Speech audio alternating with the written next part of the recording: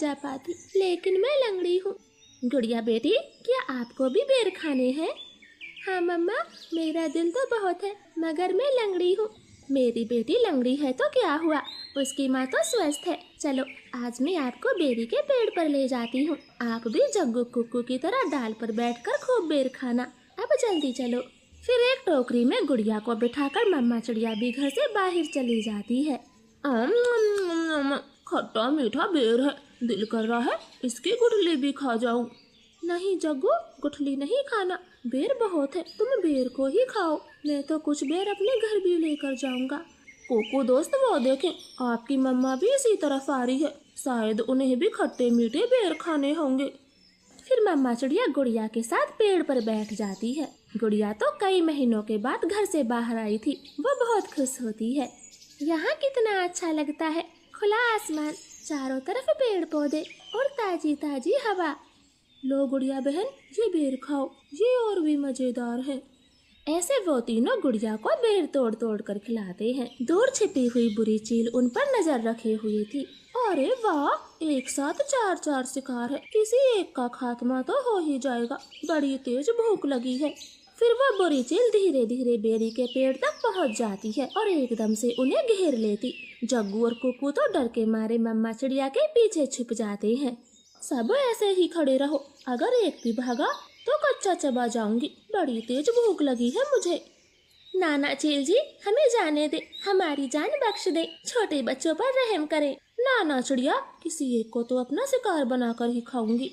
चील उनके सामने बैठी थी। तभी धीरे से जग्गू कौवा कुक्कू के कान में बोलता है, कुक्कू दोस्त, इस चील को गुड़िया को सौंप देते हैं, वैसे भी गुड़िया लंगड़ी है, ये जी कर क्या करेगी, कम से कम हम तीनों की तो जान बचेगी। जग्गू की ये बात सुनकर कुक्कू तुरंत अपनी माँ से बोलता है, मम्मा मम्मा, गुड़िया को यहीं छोड़ दो और चलो यहाँ से, हम अपनी जान बचाते हैं। हाँ भाई, ये भी ठीक है, मेरा काम इस लंगड़ी चिड़िया से ही चल जाएगा, तुम सब चले जाओ। चील ने इतना कहा ही था कि तभी रानो चिड़िया जोर से चील को धक्का मारती है और पेड़ से नीचे गिरा देती।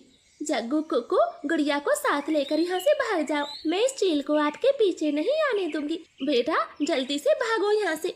इतना कहकर रानो चील पर हमला कर देती है और जग्गू और कुक्कू टोकरी लेकर वहाँ से भाग जाते हैं। चिड़िया और चील में काफी देर तक लड़ाई होती है और आखिर में चील रानो को जान से मार देती है। मर गई, छोटी चिड़िया मर गई, मुझसे लड़ने चली थी, अब तेरा मांस में मजे से खाऊंगी। कुक्कू भाई, मम्मा अभी तक घर नहीं आई। मम्मा को चील ने मार दिया है, वरना वो अब तक आ जाती, क्या जरूरत थी मम्मा को वहाँ ले जाने की। भाई, अगर हम वहाँ ना होते तो वो बुरी चील आपको खा जाती, आप ऐसा क्यों बोलते हो? नहीं, हम चील के हाथ कभी ना आते, वो तो तुम साथ में थी, इसलिए मम्मा ने चील से लड़ाई करने की सोची। तुम लंगड़ी थी ना, माँ को तेरी वजह से मरना पड़ा, अब तू ही माँ की हत्यारन है, समझी? ऐसे कुक्कू तो गुड़िया को ही दोषी ठहराता है। अब गुड़िया का ध्यान रखने वाला कोई नहीं था। कुक्कू सारे सारे दिन बाहर घूमता फिरता, वो लंगड़ी बहन का बिल्कुल भी ख्याल नहीं रखता, चाहे वो भूखी हो या फिर प्यासी हो। भाई, सुबह से रात हो गई है, आप मेरे लिए कुछ खाने को नहीं लाए?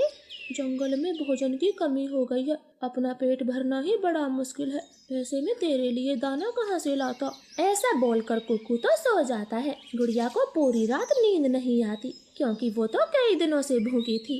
मम्मा मम्मा, अगर आज आप जिंदा होती तो मेरा कितना ख्याल रखती, अब तो मुझे भी भूखा सोना पड़ता है, मैं क्या